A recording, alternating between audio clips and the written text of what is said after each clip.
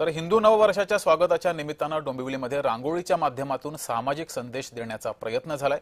डोंबिवली औद्योगिक वसाहतीतील सिद्धिविनायक मंदिर संस्था आणि महिला मंडळ संस्कार भारती समूहातर्फे संयुक्तपणे 525 चौरस फुटाची भव्य रांगोळी ही रेखाटली गेली आहे। भारतीयांना सतावणाऱ्या समस्यांवर एकत्रितपणे तोडगा काढण्याचा विचार यात मांडण्यात आलाय।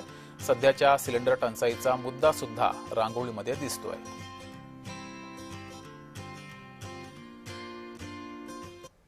यावर्षी वंदे मातरम म्हणजे वंदे मातरमला 150 वर्ष पूर्ण होत आहे। त्या निमित्ताने आपल्याला वंदे मातरम भारत माता काय सांगते आहे की जे वाईट गोष्टी आहे, स्त्री भ्रूण हत्या, महागाई भस्मासूर, वृक्षतोड आणि ह्या सगळ्या ह्या शेतकऱ्यांच्या आत्महत्या, हे सगळे जे वाईट कृत्य हे थांबवा, हे संपायला पाहिजे आणि एक विकसित भारताकडे आपण वाटचाल करायला पाहिजे।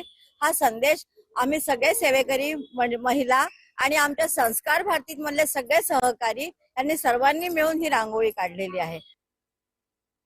संकल्पना अशी आहे की या मंदिराची जी स्थापना झाली आहे, गेली आज 25 वर्ष आम्ही इथे ही सेवा करतोय आणि रांगोळी सेवा म्हणजे महारांगोळी जसं आपल्या स्टेशन जवळ रांगोळी काढली जाते त्याचप्रमाणे इथे काढली जाते आणि खूप ह्या भागामध्ये सगळं रांगोळीचं कौतुक होतं।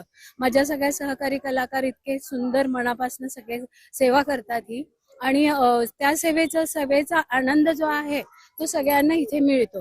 आणि ह्या मंदिराचं एक वैशिष्ट्य म्हणजे गेली अनेक वर्ष इथे आल्याशिवाय आम्हालाही चैन नाही पडत की इथली सेवा आम्हाला मिळावी।